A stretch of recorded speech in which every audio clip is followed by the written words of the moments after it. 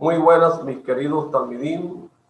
En este día 6 de Adar, nosotros estamos entrando en el estudio de Shareh Hamidot, Baruch Hashem nuevamente, y no sin antes hacerles una enseñanza respecto a la Parashat Terumah, ¿verdad? Respecto a que también nosotros entramos antes de la víspera de Purim, nosotros entramos a Shabbat Shahor, que es el Shabbat del recuerdo, ¿verdad?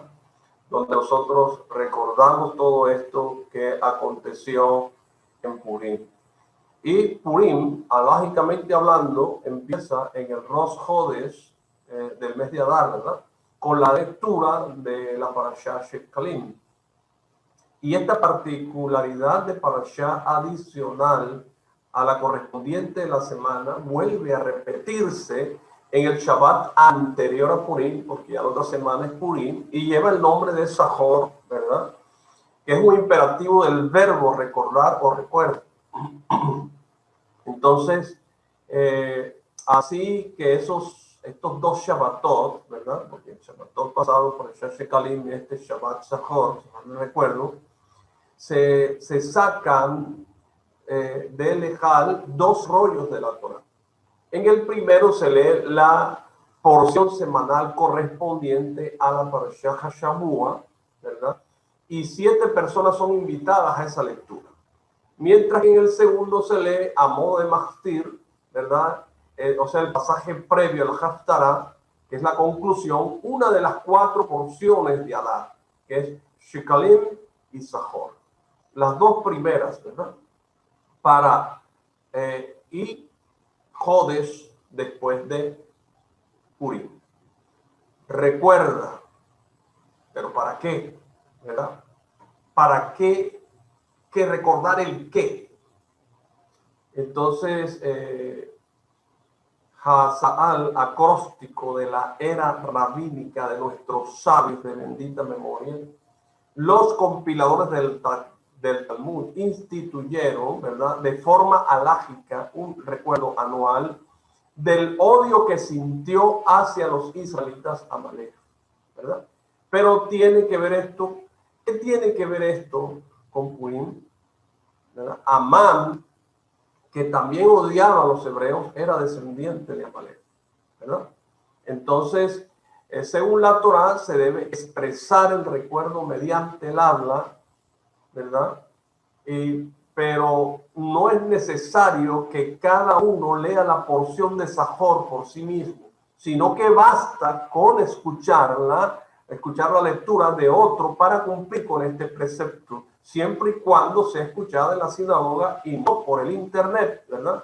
Entonces los Rishonim, que son los primeros sabios del Talmud, ¿verdad?, en Sefarat a partir del siglo X, sostienen que el precepto se cumple leyendo del rollo mismo de la Torá, por lo que corresponde leer la porción en cuestión del rollo de la sinagoga, y quien la lea debe hacerlo de la mejor y más exacta manera posible, cuidando en extremo la pronunciación de la lengua Kadosh, ¿verdad?, la lengua hebrea, y sintiendo de verdad la bendición, ¿verdad?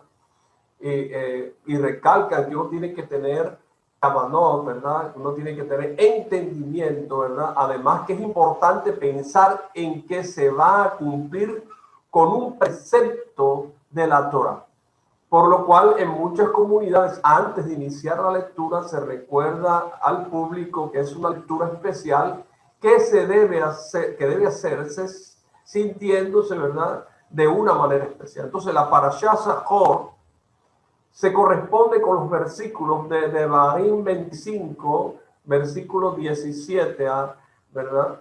Y dice que Amalek, cuya etimología no consigue desentrañar él era nieto de Esaf, ¿verdad? Y ustedes saben quién era Esaf, ¿cierto que sí? Entonces, es decir, Esaf es llamado también Edom, es decir, rojo, o un edomita, o un idumeo, como el sanguinoliento Herodes, ¿verdad?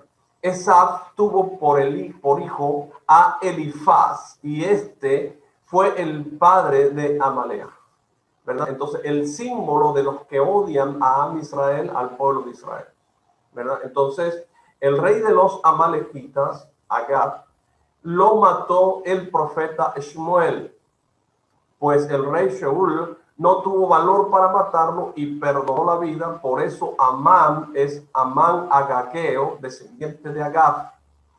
Bueno, el episodio también que nosotros tenemos cuando salimos de Misraim, ¿verdad? Un episodio en una batalla en Refidim, ¿verdad? Dice, en Shemot narra la batalla que libraron los israelitas contra el acoso de Amalek cuando se vagaba por el desierto de regreso a la tierra prometida.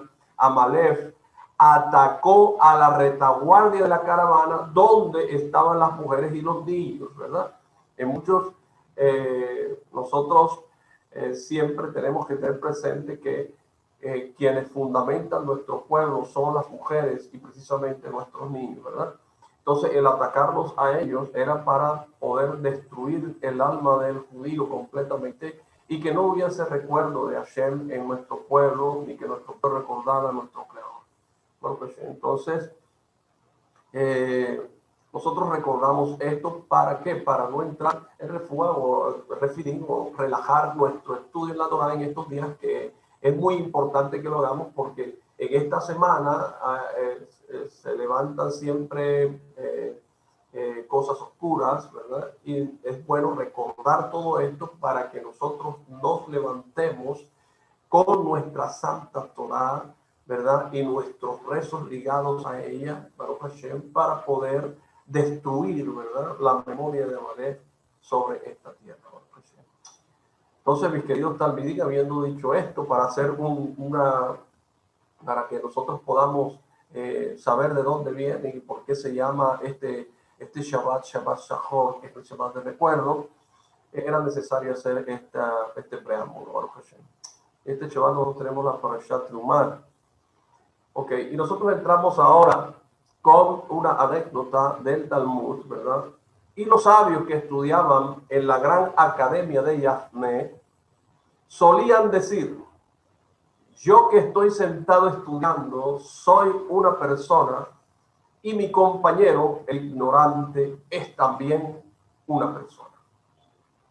Yo hago mi trabajo en la ciudad y él en el campo. Me levanto temprano para perfeccionar mi trabajo y él hace lo mismo con el suyo. Así como él no se vanagloria con su trabajo, yo tampoco lo hago con el mío. Ustedes dirán que hago mucho y él hace poco. No, porque aprendimos que tanto el que hace mucho y el que hace poco son iguales, mis queridos talmidim, siempre que la intención sea buena. ¿Ok? Entonces nosotros vamos a entrar al estudio de Sharei Hamidot, no sin antes elevar el alma del rabino Jaime Pinto, porque este estudio dedicamos a la elevación de su alma para toda la familia Pinto en Francia y Marruecos, en especial con el rabino David Pinto, en el cual nosotros basamos la mayoría de esta enseñanza, y para Refuah Shelemat de todo Am Israel, Baruch Hashem. Entonces decíamos nosotros en Sharei Hamidot en la semana pasada que el pueblo de Israel tuvo 4 reyes que al tener que enfrentar a los enemigos pidieron ayuda a Hashem en diferentes niveles. Y se dijo que David pidió luchar contra sus enemigos, ¿verdad? Asa dijo que solo los perseguía. Josafat dijo que entonaría cánticos de alabanza y Hashem lucharía sus batallas. Y Hizkiyahu afirmó que se iría a su cama a dormir y que Hashem llevaría a cabo la batalla de comienzo a fin. Entonces, Ceci, la pregunta: ¿quién fue el más elevado de los 4? ¿Acaso fue David, que tenía fe en Unai Bitajón en Hashem y quería luchar? ¿O Hizkiyahu, quien no desperdició su valioso tiempo dejando el estudio de la Torah para ir al campo de batalla? ¿O tal vez los otros 2 reyes que estaban dispuestos a luchar con la ayuda de Hashem? Bueno, antes de la batalla, mis queridos amigos, el Cohen se acercaba al pueblo y les decían que cualquiera que se hubiera comprometido con una mujer o que hubiese construido una casa o que sintiera miedo o debilidad que no debía salir a la guerra. Vemos que si el hecho de salir a la guerra implicaba una disminución de la simjá, de la alegría de la persona, entonces estaba prohibido que ésta saliera a luchar. Además, quien sentía temor debido a sus pecados también podía ir a pelear. Esto indicaba una falta de confianza en Hashem, al máximo guerrero, ¿verdad? El máximo guerrero. Entonces, si la persona sentía temor por sus pecados, no podía de ninguna manera ir a luchar, no debía ir a luchar. ¿Por qué? Porque esto indicaba que no confiaba en Hashem y podía a las otras personas inyectarle esta falta de confianza y podía ser vencido Israel en ese tiempo. Entonces, aunque los últimos 3 reyes tenían confianza en Hashem e incrementaron su tefilá, ellos manifestaron que en su corazón sentían o seguían teniendo miedo a causa de los pecados que tenían. No estaban completamente seguros de poder salir a la guerra, pero David HaMelech era diferente. Él tenía seguridad de estar limpio de pecados. No había ningún pecado a causa del cual debiera temer. Por lo tanto, puede ser considerado como el más elevado de estos 4 reyes, ¿verdad? Porque David no tenía ninguna conexión con el pecado, ¿verdad? Estudiando Torah por la noche, incluso en los peores momentos. Su emuná o su fe en Hashem era sólida. Por eso pudo proclamar: perseguiré a mis enemigos y los derrotaré. Y sobre él fue dicho: la persona recta vivirá por su fe. Baruch Hashem. Ok, entonces entramos en materia y decimos que los tzadikim protegen a la generación. Baruch Hashem. Si todo el mundo supiera, si el mundo terrenal donde estamos viviendo, las naciones supieran de que son los tzadikim judíos quienes protegen a todas las generaciones de este mundo, pues simplemente amaran al pueblo de Israel. Baruch Hashem.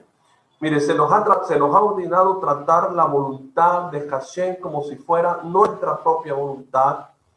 ¿Para qué? Para que Él trate nuestra voluntad como si fuera su propia voluntad, como lo dice Avot, capítulo 2, versículo 4. ¿Qué significa esto? Esto significa que cuando un tzadik lo merece, Hashem cumple con su voluntad protegiendo y salvando esa generación. En el Midrash Yalkut Me'am encontramos un episodio estremecedor, ¿verdad? Rabbi Shimon Bar Yochai iba por el camino cuando vio que bajaba una terrible oscuridad sobre el mundo. Y él dijo a su hijo Rabbi Eleazar: ven, vamos a ver qué es lo que Hashem desea hacer en el mundo. Y caminaron y se encontraron con un malaj, con un ángel, al que le emanaba de la boca 30 llamas. Y Rabbi Shimon le preguntó: ¿qué es lo que intentas hacer? El ángel le respondió: voy a destruir el mundo, porque en esta generación no hay ni siquiera 30 justos. Rabbi Shimon le dijo: por favor, sube a Hashem y dile: Bar Yochai está en el mundo. Y el ángel llevó el mensaje y Hashem respondió: ve y destruye el mundo y no hagas caso a las palabras de Bar Yochai. Y el ángel regresó a destruir el mundo. Cuando descendió, lo vio Rabbi Shimon Bar Yochai y le dijo: si no desapareces, decretaré que nunca más vuelvas a subir al cielo. Ahora regresa y lleva a Hashem el siguiente mensaje: si no hay 30 personas rectas, deja que el mundo exista por el mérito de 20. Y si no hay 20 tzadikim, deja que el mundo exista por el mérito de 10, o por el mérito de 2, o por el mérito de uno solo, el mío. Salió una voz celestial y dijo: dichoso de ti, Rabbi Shimon, porque Hashem decreta y tú anulas. Esta historia es difícil de entender. Nosotros se nos hace difícil que un hombre tenga el poder, ¿verdad?, de anular un decreto. Baruch Hashem. Si Dios tenía la intención de aceptar finalmente el pedido de Rabbi Shimon, ¿por qué entonces rechazó su primera oferta de salvar el mundo, diciéndole al malaj, al ángel, que no hiciera caso a sus palabras? Tal vez podamos explicarlo nosotros de la siguiente manera, ¿verdad? Y con una idea, Baruch Hashem. Hashem quiere que cada persona reconozca dónde se encuentra en la abodá a Hashem, en el servicio a Dios, y cuánto esfuerzo necesita dedicar para elevarse espiritualmente. Hashem se negó la primera vez al pedido de Rabbi Shimon para que él siguiera suplicándole a Hashem a través del ángel. Rabbi Shimon a continuación argumentó que el mundo podía salvarse de la destrucción por su mérito. Pues como resultado de esto, ¿verdad?, de este intercambio, todos los ángeles fueron testigos de la manera en la cual Hashem oye la plegaria de los sadiquín. Cumpliendo con su voluntad, los sadiquín son quienes protegen la generación. Entonces, además, Rabbi Shimon Bar Yochai entendió que el hecho de que viera al ángel tenía un propósito. De esto él entendió que debía encontrar un mérito para la generación. Por esa razón, en un primer momento, trató de acudir al mérito de los futuros sadiquim que morirían para santificar el nombre de Hashem, o sea, hacer un Kiddush Hashem. Pero cuando no pudo encontrar a ninguno, tal como le dijo el ángel, colocó sobre sus espaldas el mérito para salvar a todo el mundo, ¿verdad? Y una de las cosas que se prohíbe, ¿verdad?, es rezarle a Hashem en cuanto a los méritos nuestros. No podemos nosotros rezar y rezarle a Hashem pidiéndole que mire los méritos nuestros. Porque dice que cada mérito que tú pongas en el rezo se va a ser quitado en el Olam Haba. Por eso los méritos tuyos no puedes sacarlos a relucir en el momento que tú creas que debes hacerlo, porque esos méritos hay que protegerlos, Baruch Hashem. Entonces, a primera vista nosotros podemos pensar que Rabbi Shimon manifestó orgullo, ¿verdad?, al atribuirse los méritos necesarios para salvar a todo el mundo. De hecho, él perdió esos méritos, ¿verdad?, porque él cubrió a todas las personas que estaban en el mundo con los méritos de él. Pero no es así, ¿verdad? No es así que él manifestó orgullo al atribuirlo. Y es sabido que el pecado abunda en el mundo completamente. ¿Quién dice que en el mundo no abunda el pecado? No, pues, abunda por todo lugar, por todo momento, en todo. Ahora mismo nosotros estamos padeciendo una pandemia respecto a unos hombres que crearon un virus para matar a la humanidad, para destruirla. Pero miren, ¿verdad? Dice que si el pecado abunda en el mundo, los sadiquín mueren por expiar los pecados de esta generación, de la generación. Baruch Hashem. Hay muchos rabinos que han dado su vida en este momento, por eso, Baruch Hashem. Y lo han dado por muchas generaciones atrás y lo seguirán dando por muchas generaciones que vengan, Baruch Hashem. Entonces, el hecho de que Rabbi Shimon le pidiera a Hashem mantener la existencia del mundo por su mérito fue un acto de Mesirut Nefesh. Baruch Hashem. ¿Qué significa esto? Significa que él moriría como expiación por la generación, ¿verdad? Porque si quitas todos tus méritos y tú estás rezando por algo y esos méritos los pones sobre el mundo, lo que tú estás haciendo ante Hashem, ya tú quedas sin mérito, estás muerto, estás totalmente muerto delante de Hashem, ¿verdad? Entonces, no fue una manifestación de orgullo la que hizo Rabbi Shimon Bar Yochai.